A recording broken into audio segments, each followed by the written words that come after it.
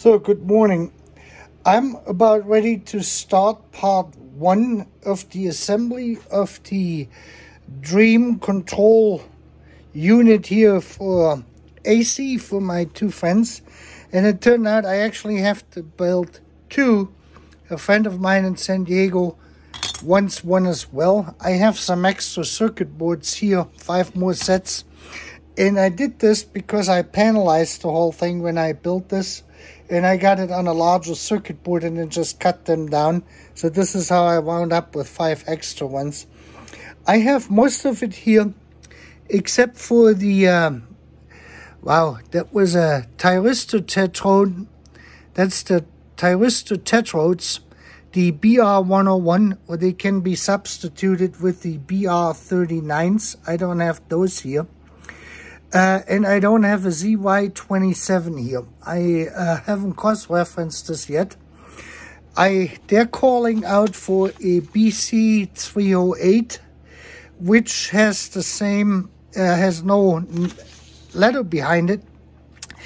And back in Germany, you can see this, it's just a BC308. And normally when they omit the letter, it is either A, B, or C. Then that means, or meant in Germany at that time in the late 70s, throughout the 80s, that this was either an A or B type transistor with the lower gains. The A would have a gain from 120 to 220 HFE, and the B would be 180 to 460. So you can use anything from 120 to 460 in the circuit.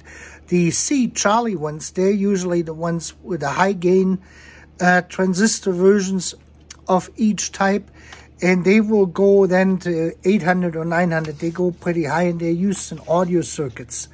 Hi-fi audio, studio electronics, and this stuff.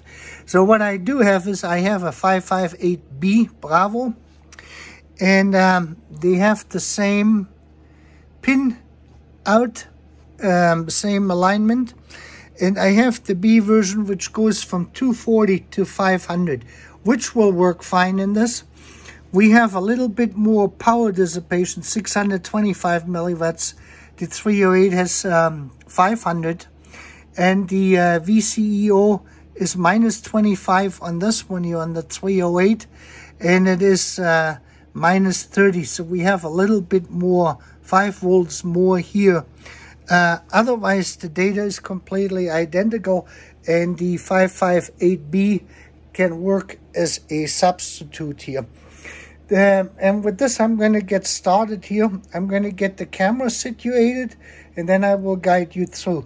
If you don't have a solder station like this here, which most people probably don't, a Velo solder iron like this here you can pick up at the hardware store with 25 watts. Here's the SKU number coming up here, if I can get it here. This one here, that's an SP25NK US for the USA. 25 watts, 120 volts. Something like this will work fine. And I use solder 6337 with flux tin lead. So I'm not lead free because that works better on these type of circuit boards with a copper, and it cleans the whole thing better and you get a better solder connection. So now we're going on, I'm going to situate the camera, and we're going on to part 2 here in a second, and I will see you.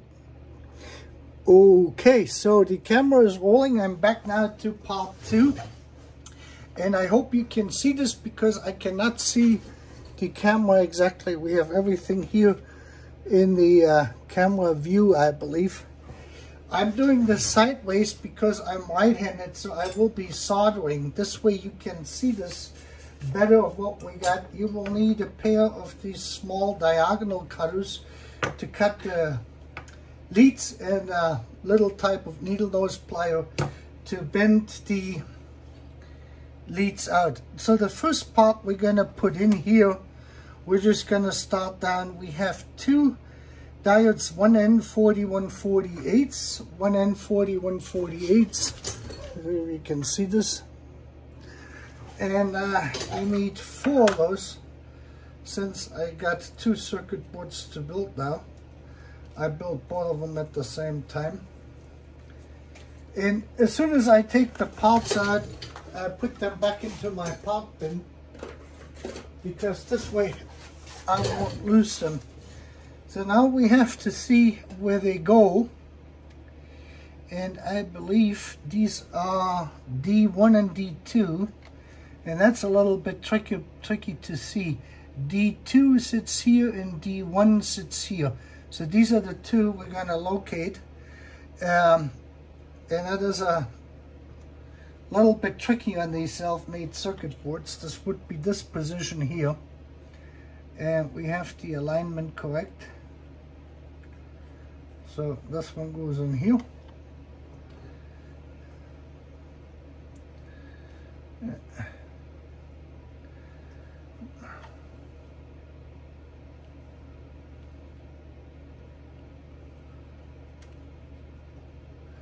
Yep. As more parts we get on there, as easier this actually gets. And the diodes are usually the smallest parts we have, so I do them first. And this way you can get them out of the way. I wonder if the phone is gonna ring today. Or not in my lap.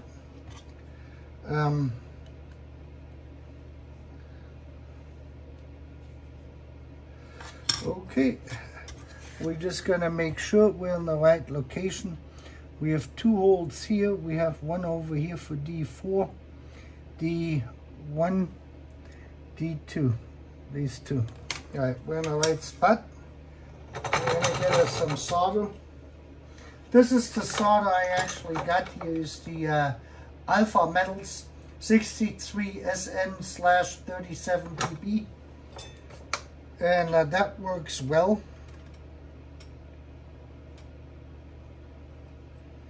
We got number 1 in.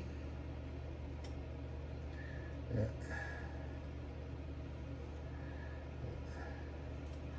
Alrighty. And there you go. And then you just go over it. There you go to the junk pile here. And now we can see this hopefully. Yeah. We got the first 2 diodes in here. You can see our diode ring in black. These are pretty small ones. Yeah, we're gonna do these 2. And you want to get yourself a sponge for your solder iron.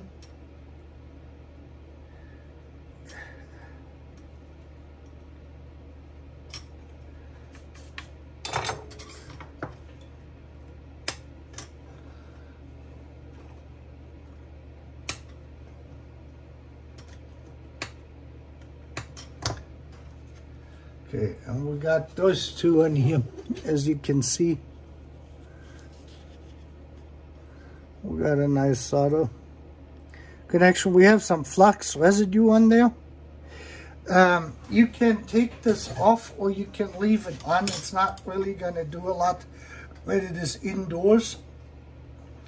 So now I'm going to mark this out because there's no humidity normally associated with it, so it can stay on. The cleaning is a little bit tricky of this sprays work. Now we have diode 1 and diode 2, D1 and D2.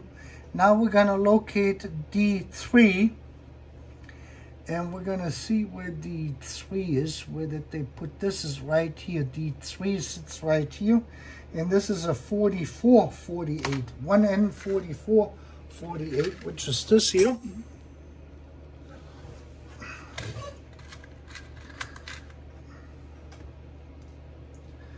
I can put those 2 away. Get those out. And they go from here, here.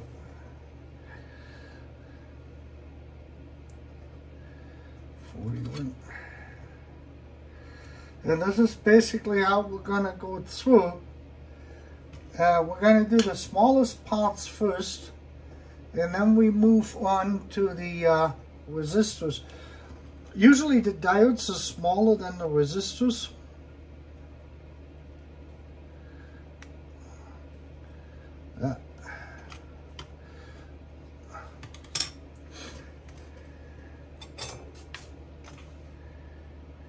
So I do those first. If you have any SMD parts, surface mount devices, you want to solder those first before you do any through-hole parts.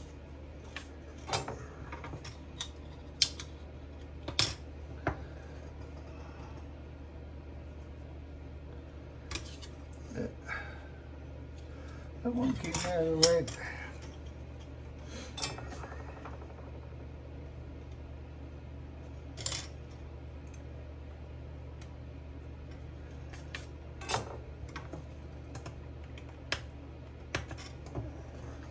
Okay, now we have the three. I always mark them. I mark them first to what I have here, what I have to order. Then we have a 4001. I have 4007s, which makes no difference. The 4001 goes to 100 volts, and the 4007 goes to a higher voltage. And that's really the only difference. They both carry about 1 amp. And the D4 sits over here. And now we're going to take a small measurement and see, yeah, they bent them right about here. This is the correct alignment. Yep. Sits here.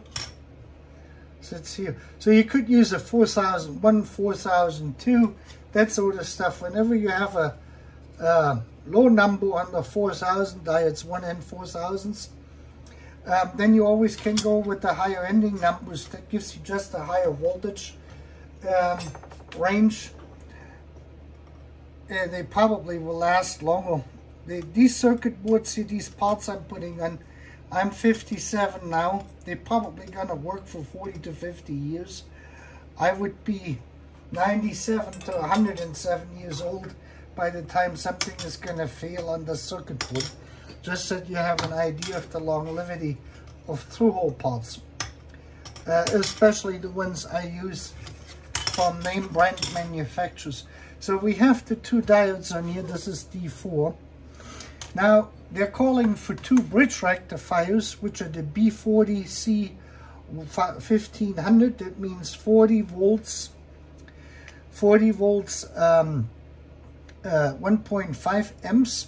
We have the KABs, 1 KAB10Es here, and they are right about 1.4 amps. And they used to be round, but the round ones are very, very difficult to get. We can see this here in the picture. But the alignment is such, I'm not going to put this in because it is a fairly tall part. I'm just going to show this real quick on how this is going to sit here. And this may or may not cause some problems with our screw here. You see we're right on the edge. This is something we have today, is that the B40C 1500 is no longer available in a round package the way they originally were. And you were lucky if you got 1.5 amps out of it. The realistic part was more like probably 1 amp. Now, we have this here. So the next thing is, now I'm going to put the, we're going to start with the resistors. And they're calling out for a 1/2 watt resistor, which I don't have either. Let me see if I have anything. This is only a 0.33 ohm 1/2 watt. No, I got everything in 1/4 watt starting at 1 ohm. So I have to order this one here. This one here I have to order. This part I have to order. This one I have to find. So these are the two missing parts in the diode here, the ZY27. The ZY27 sits here as a Xeno diode and clamps everything down to 27 volts. I don't think I have any 27 Xeno diodes here. 9.1 volt, 8.2, 914, no, we don't. All right, we have the These are the BC 328s, which we also will need. I have those here. You can see those. We have those here. So let's start with the resistors. The lowest resistor we have is 68 kilo ohms. I have a whole thing here with 1% metal film quarter watt. They're asking for 1/8 of a watt carbon resistors, but we use these here. They're better and they will fit in there, and they have a little bit more power, so they're gonna last longer in this. This is the 68 ohm, and now we have to find them. We had 2 of them, and of course they don't tell us this. Here is a 68 ohm right across the connections for this one here. This is the tricky part. You have to be really careful. See this? That fits nicely. These are the 2, which goes to the one of the thyristors. It sits across it. And then we have the other 68 470 is this one here. 168 is the 3rd one. Yeah. So we have this is the thyristor tetrode. Then there's 100 ohm in here, and they have a 68 ohm going from here to here. Yeah, that's this one.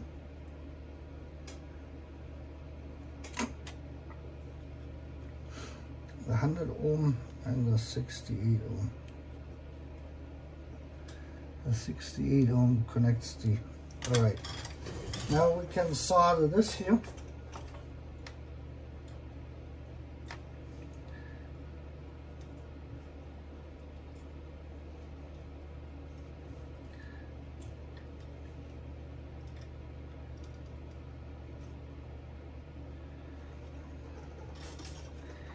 We have a nice solder. This one needs a little bit more heat. All right.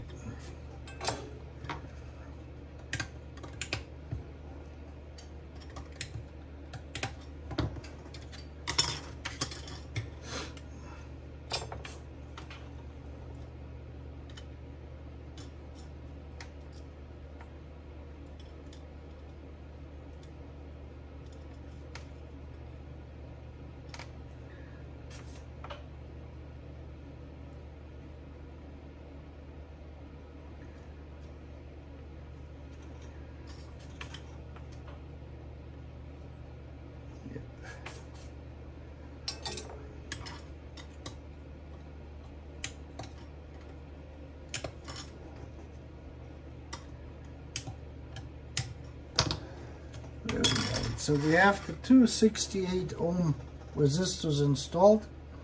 We mark them out. Now comes the 100 ohm resistor, which is this here. We need 2 of those. Uh, 100 ohm sits right below, which is this one. Right here.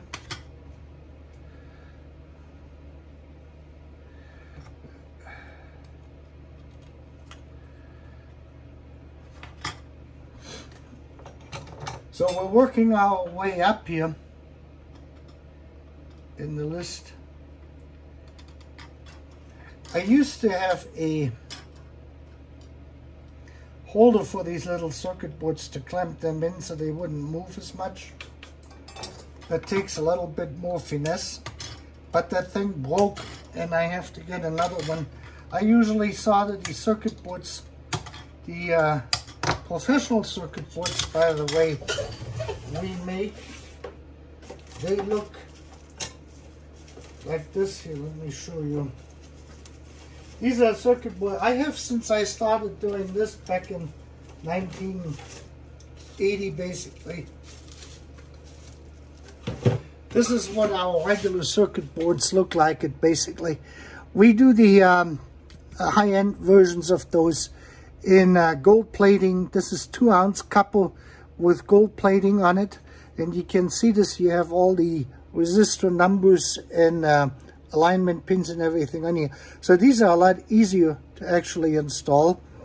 And those ones you can just lay flat. They're heavier and bigger from this size on. We got all sorts of them here. Let me see. We have one. This is one circuit board we did about 25 years ago, and we sold them by the thousands. They're for a commercial door company here in Kansas City, and they went on a little 8-bit microcontroller, a microchip 8-bit, over the I2C bus for the IOs, and they're still out in the field today 25 years later, and they're working great. I designed the circuit boards today on the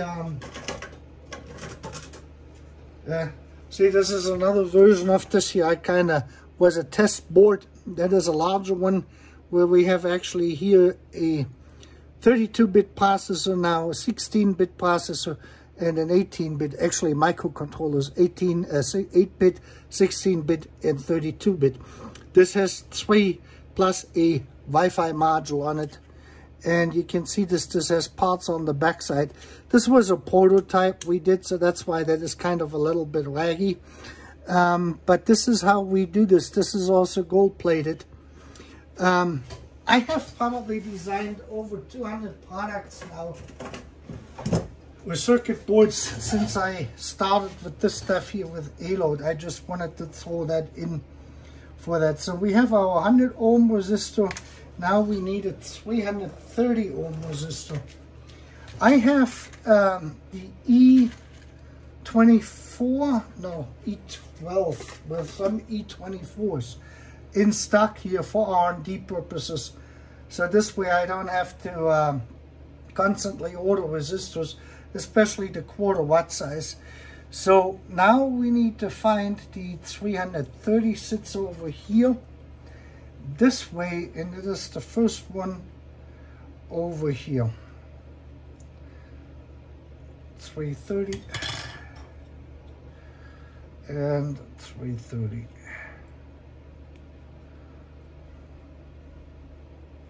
This takes a little bit used to reading these small numbers in the ELO magazine, you know, because they wrote the value directly next to where the part is or what the part is. And then you have to kind of make sure if there's multiple resistors that you get them correctly on there.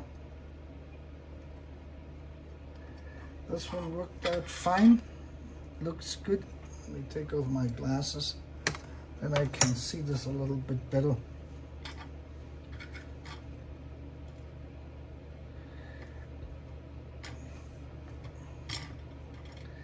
This one I probably have to come back here.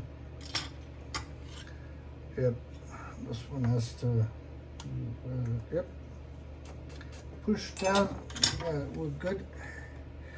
We just want to make sure we don't have any cold solder spots on here.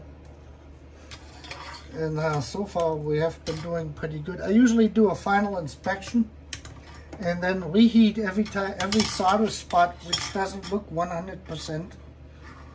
So now we have the 330. Now we have a total of 4 470s. That's these here. So we need 4 of those. 2, 4. Put them away.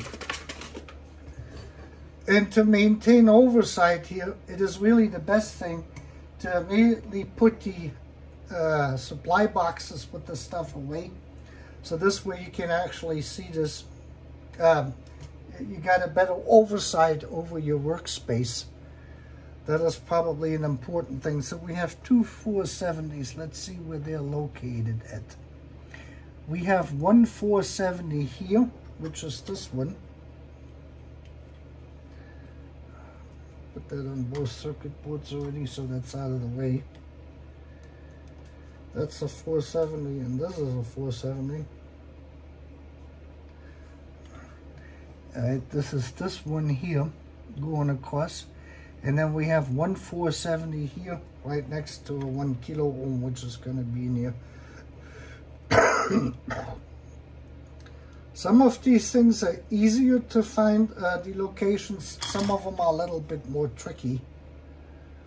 And of course it happens to me too that sometimes I get them in the wrong position, and usually I check them with an ohm meter to make sure, especially on these type of circuits where the circuit board is not marked. This way I know I have the correct resistor in the correct position. So it is on those circuits here, it is always better to double, triple check everything and test it while you're building it. And this will assure a smooth startup of this when you first power the thing up. And you won't have the smoke coming out because you wound up accidentally with the wrong resistor in the wrong position, which happens to all of us. Or you solder a diode in backwards, you know, with reverse polarity, or you put a transistor in the wrong way. All of this can happen. It has happened, and I had sometimes nothing happens. The circuit just doesn't work and you're lucky. Then you just have to get the desolder iron out and desolder it. The worst case is that the tracks overheat and they break, and that sort of stuff. So now we have the two 470s. Now we got a 560. And these are the 560s. Just that you see that I'm not giving you here hot air.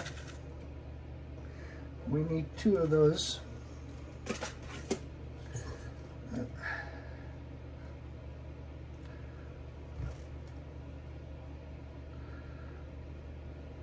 Now let's see where we have the 560s located.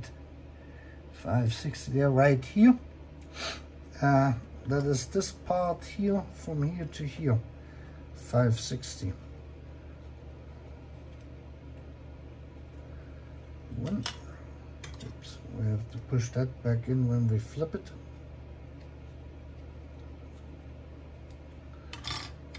Alrighty.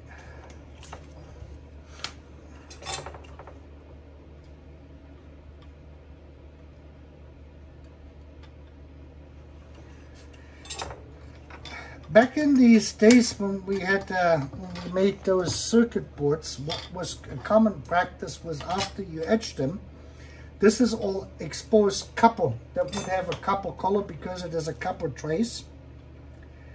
And to preserve the copper from oxidation, you would tin the circuit board. And this is why the tin lead solder works better on these circuit boards. They all have a tin lead coating on, or they were just emerged in there, and it's set on the copper. You clean it and then you put it in there, and that will help you prevent storing these circuit boards for a long time. Like these circuit boards were made almost 40 years ago, and you can see on how well they have actually held up and how easy they can be soldered. So we have the 560 in place. Now we need 6 1 kilo ohm resistors. Here are the kilo ohms. We have 3 of these per board. 1, 2, 4, 6.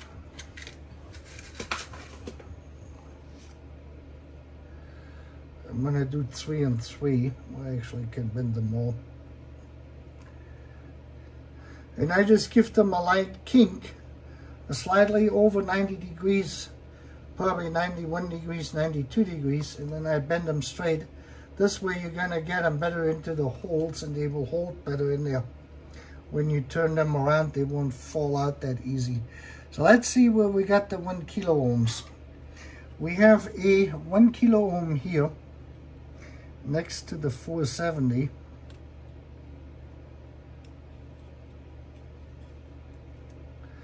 This is number 1.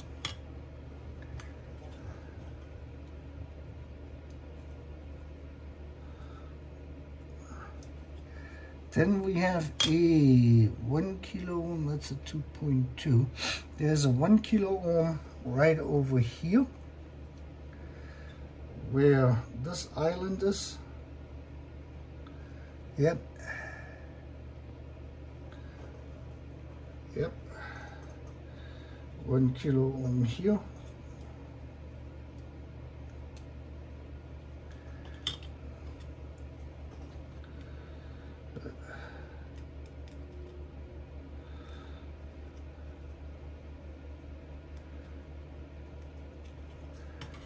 Alright, and now we have to find one more, which is this here, which sits next to the 308.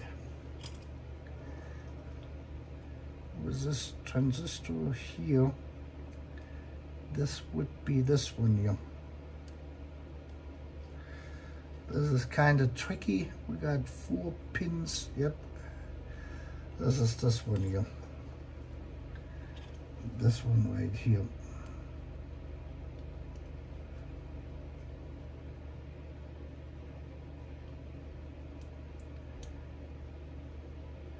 Yep. Alrighty.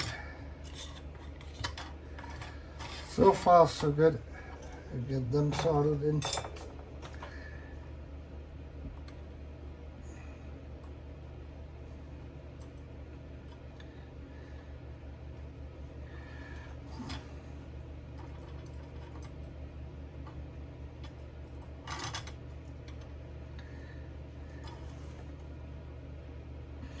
And you also want to check your soldering for bridges. That one is in.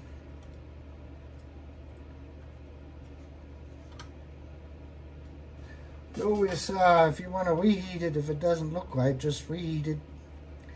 And this solder here will flow really nicely, as you can see. Yeah. And these two things here are not exactly aligned. That's better. Do an emergency repair on our 1, 2,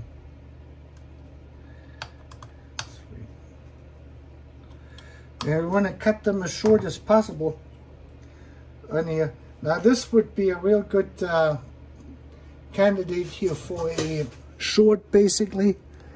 If you look here, you can see this right here between this and this here, these two. So those are the ones you want to continuity check that you have no solder bridge on there. If you have no solder mask, like in this case here, there's always a possibility that they bridge.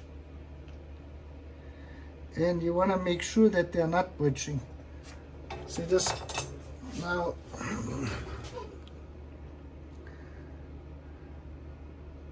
This came out.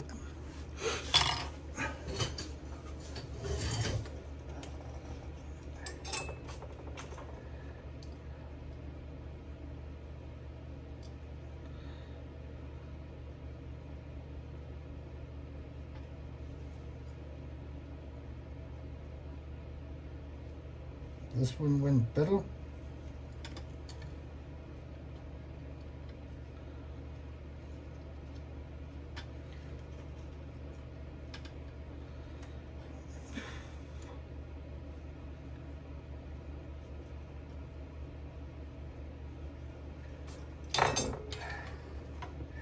And like I said, this is all subject to another verification, optical and electrical, before we power this up, that all the traces are separated or have no bridges, solder bridges between them.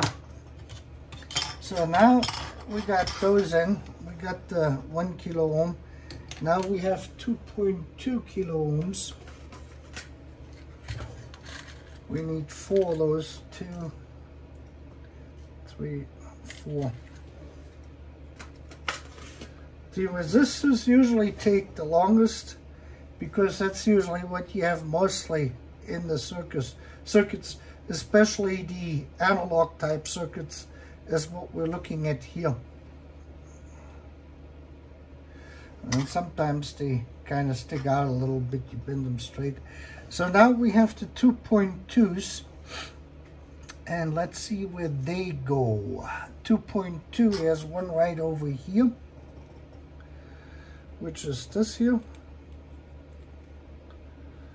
But as more resistors we're going to get in there, as more clarity we're actually getting, as simpler the circuit board gets, because you don't wind up with that many holes anymore. Most of the holes starting to disappear. So that's kind of the neat part of it. And where is the other 2.2 is here.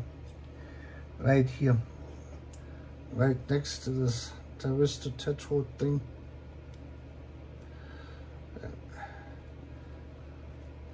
The thyristor tetrode, that is a BR101 or the BR1 BR39, BRY39, BRY39 are 4-pin devices, which are not that common today anymore, and I probably have to find them on eBay. That's usually my place to go to, because Mauser and DigiKey, they probably won't have any of those. So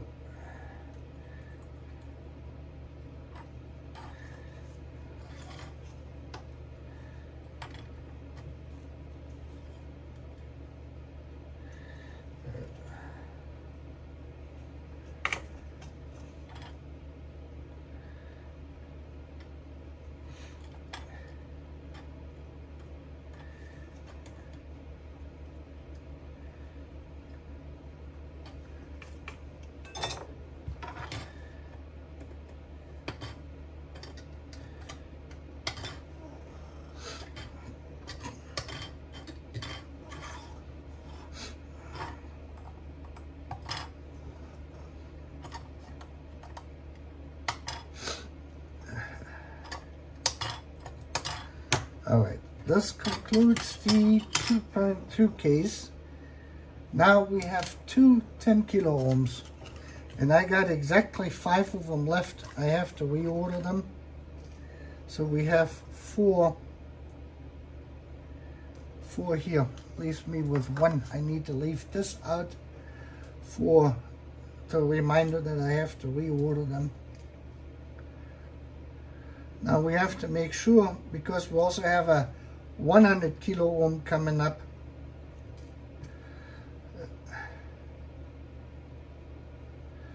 Alright, that's the 10 kilo ohms. Let's see where we have the 10 kilo ohm is located here, next to the 1 kilo ohm. That is this one here. We'll get this one in first.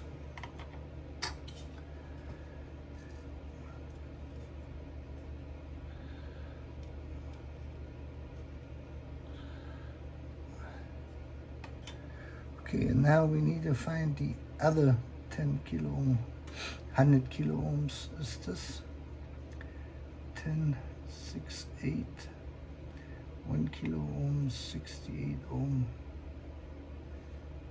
10 kilo ohm is all the way out here. Lucky. That was easy. So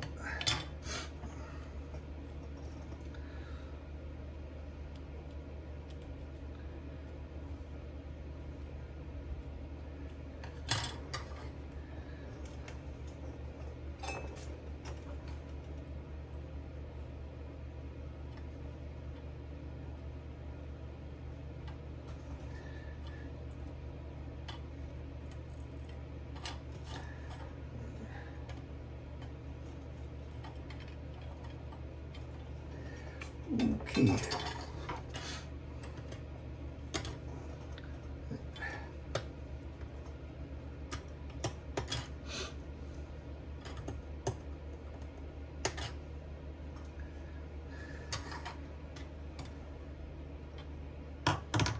forgot one. That happens too. I'll fix that real quick.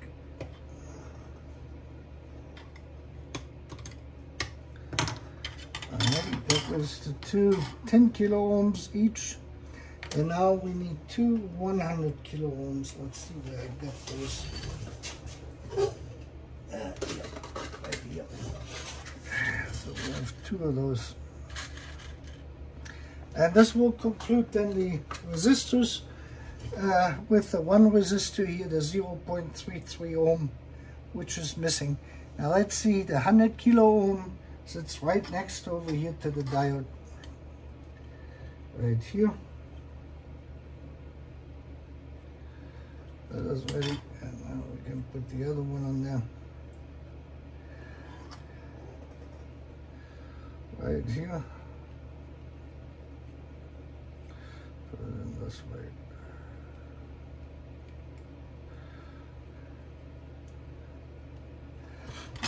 Now these resistors I'm using are 1% metal films. You can use, of course, 5% carbon, quarter watt or 1/8 watt. I would go with quarter watt because they are about the same size of what the 1/8 watt used to be back in those days when this circuit here was developed. And this way you have a little bit more headroom left in your wattage, and these parts will last a lot longer that way when they're oversized, basically. So this has concluded now all the resistors. Now we have two 0.1 microfarad capacitors, and in their picture they're showing those as film capacitors. All of these here, you can kind of see it. Got 1, 2, 3, 4 here on the rectifier side. And in this case, let me just see what I got in terms of film. Resistors do I have? I don't have 0.1s here. 0.1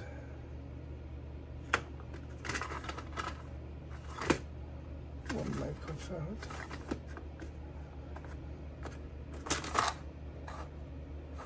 No, we don't. So what I'm going to do is I'm going to use just ceramics, which will work because they're only for switching noise suppression, and we need 4 of those. I'm going to put them in now because they're fairly small too.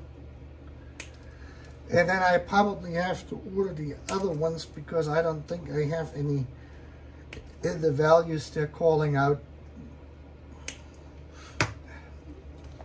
Let me just double check the schematic of where they're using the 0.1 microfarads.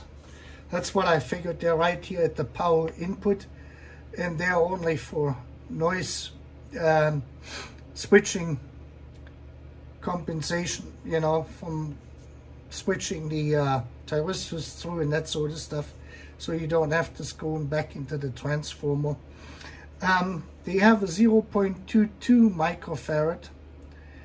Here is a foil capacitor, which is also in the switching circuit, and they have a 0.68 microfarad, which is this one here for this thyristor.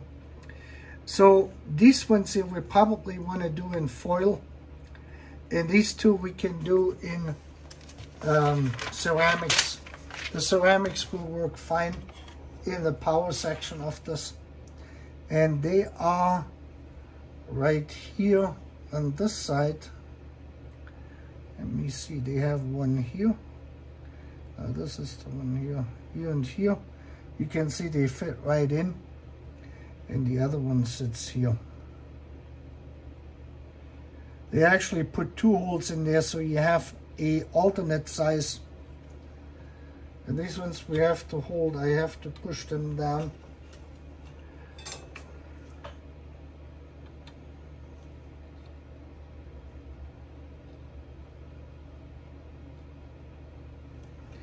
This is number 1. And now the other one, you just clip them off. And these two go here. Same story. They will work. They are 50 volts and we're running off 27 volts. And they can handle this here. Now what we needed to do.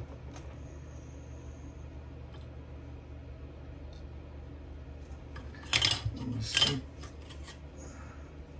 Yeah, we're good, we're good. They look good.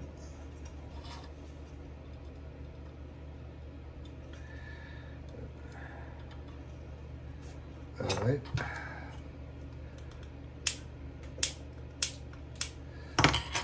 Let me see. 0.1.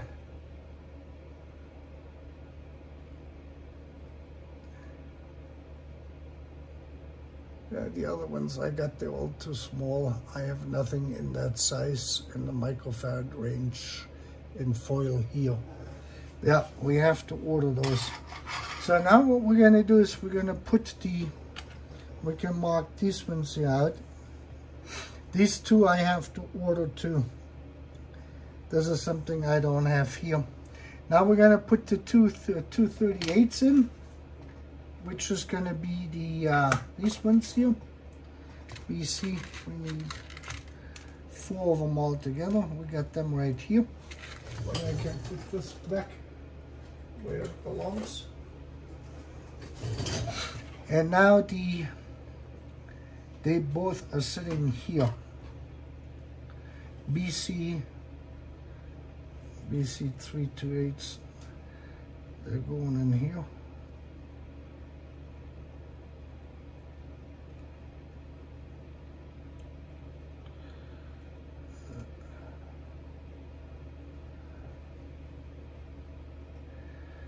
Yeah.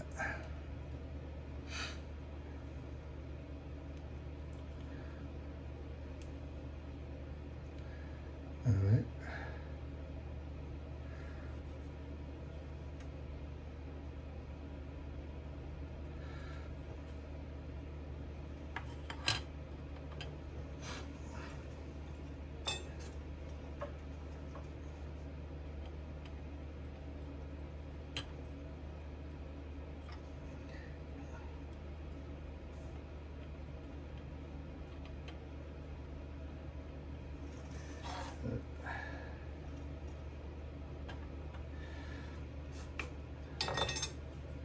We're going to cut them when we do the other ones.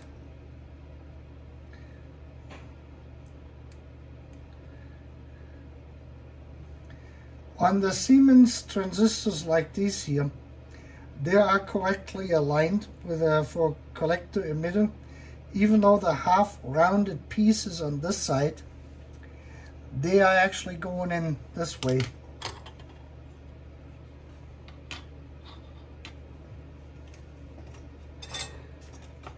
Siemens had to do this backwards back then to the other companies like Motorola, or what is today Owen Semiconductors, National Semiconductor, who built those, or Philips.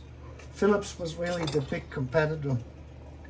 Alright, so we got the transistors in here. Now we're going to put the 308s in here. And those have to be aligned with the outline of the housing. This is the other standard ones. 558s to go back in here. And this one here has to go in this way.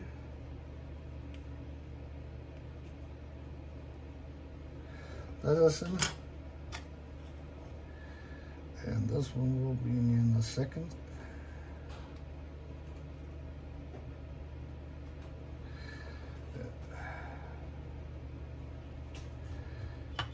Alright, we can now solder this.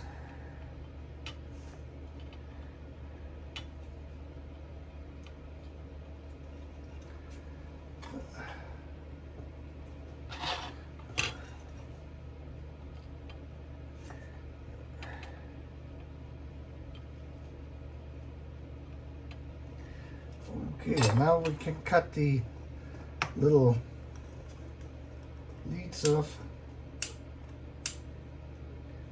and they're in place.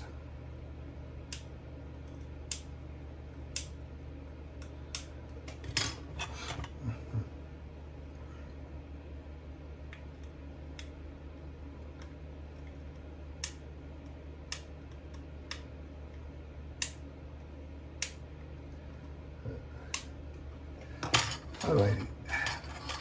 Now we could already solder in the two electrolytic capacitors. Let me see what we got here. I have the capacitor box here.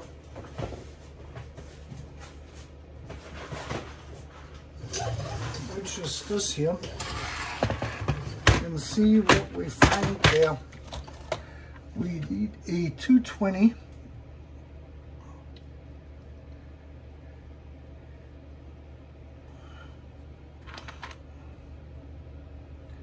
These are smaller ones. 33, 22. Otherwise I may, this is a 68. No, we need 100 microfarad.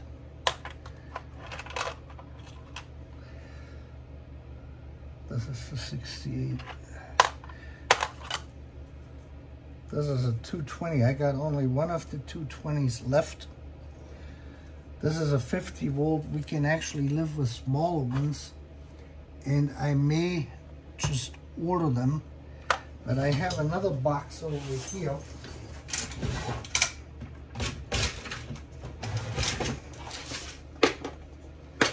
And then we can see what we got cooking here. We have 100 microfarad, 16 volts. 100 microfarad needs to be 63.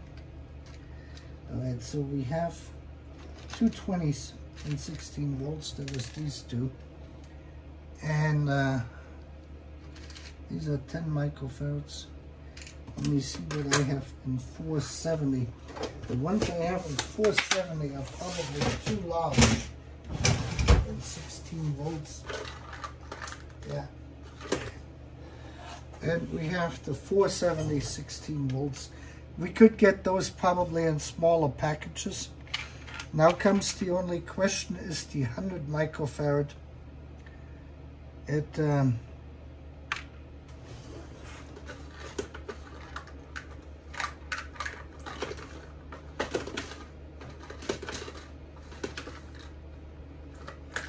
what are these here? 47 microfarads.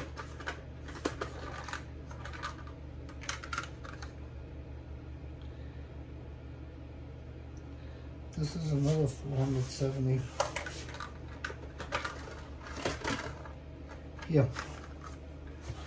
There are 100 microfarad, 50 volts. So we actually got everything here. We can put this away. So we got all the electrolytics here. It's kind of what I thought.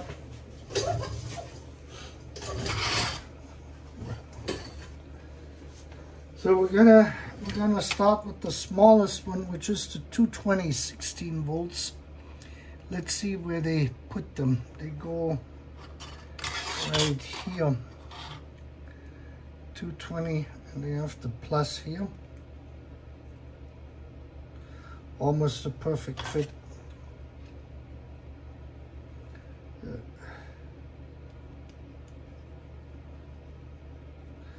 All right, 220s, and then the 100 microfarad goes in here. You can put those ones in.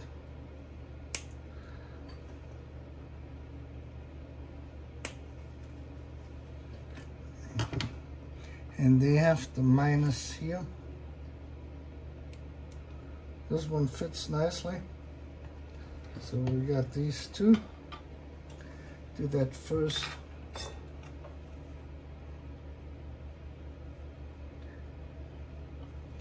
I usually solder one side first, then I come back, reheat it, and I push the capacitor onto the circuit board, So they're sitting nice and flush. And then I come back and fix them in place with the second lead. This way they're sitting nice and straight. We're not trying to do a production run here on those.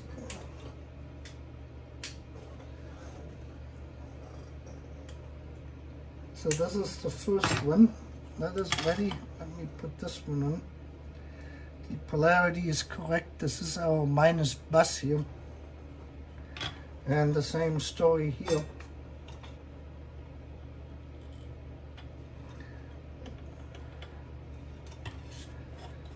So they're kind of angled in here until you reheat them and then just set them in. Oops. There we go. And the same thing here.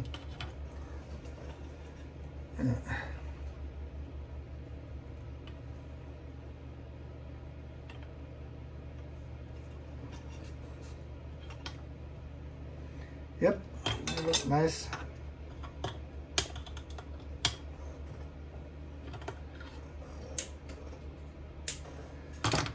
And now, before we're going to put the two larger ones on here, let me just mark these ones here out.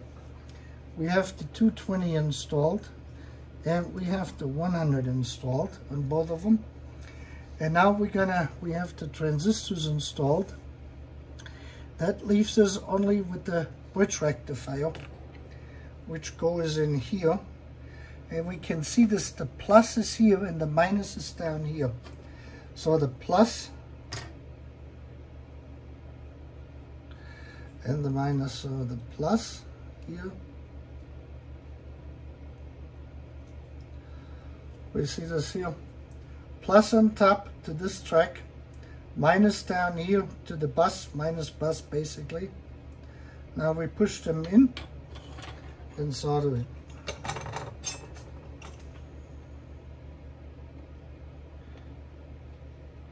And here again too, with these parts I come in, I put one on, and then I adjust the part for, it sits more or less flush on the circuit board.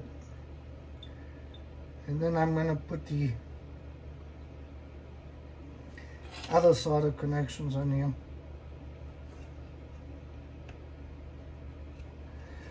And this is the first bridge rectifier.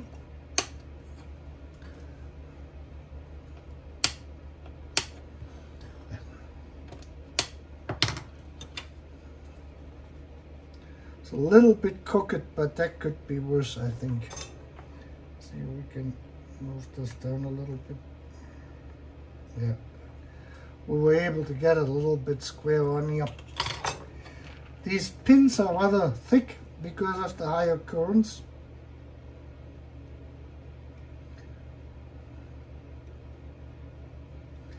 And that makes it a little bit more difficult to actually get the thing in here. Now I got it backwards. And there we go.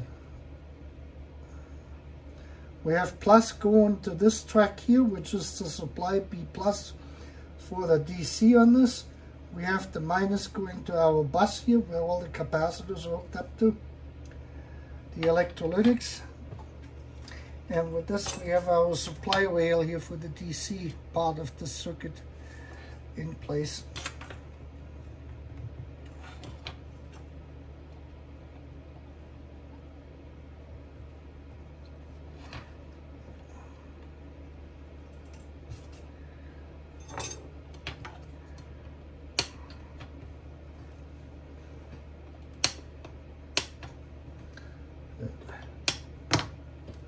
These two can go over here with the trash. This can go over here under the storage. We have somewhere a pin sticking out, which is this here. Alright, and now we're going to put the two 470s in here with 16 volts. And they're sitting right here and here. And then they have that 0.68 microfarad foil capacitor sitting between here and here. They have these thyristor tetrodes here and here. And then these here and these here are the cable wire connections going over. This is this is to the track L and L. The AC coming in, and then you have A and G, which goes to this circuit board here. But this we're going to do in a separate video.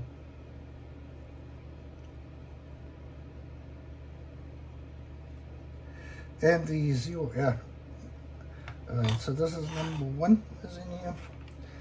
And we're going to solder this stuff when we have the remaining missing parts when they came in. Minus, okay. We got them correctly in here, 470.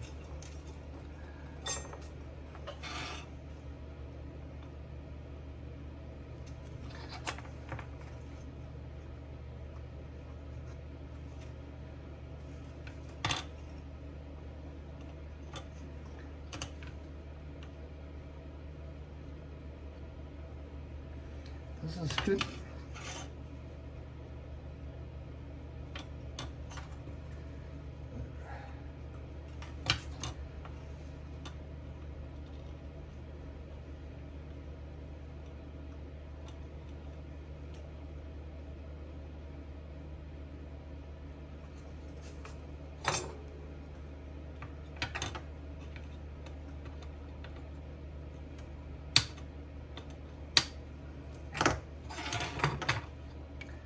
Yeah, and with this we have everything built. For these here we need to order the trim potentiometers, which I don't have, and the 2 regular potentiometers, and then we're going to make the wire connections from here to here, and we're going to mount the power transistor on a heatsink, and they will connect to these 3 pins here. I believe it is, or somewhere in this vicinity. That will be then in the next video when we get to it. This concludes part 1, and part 2 will be the final assembly and the testing of the unit, power up and testing. With that, you have a great day.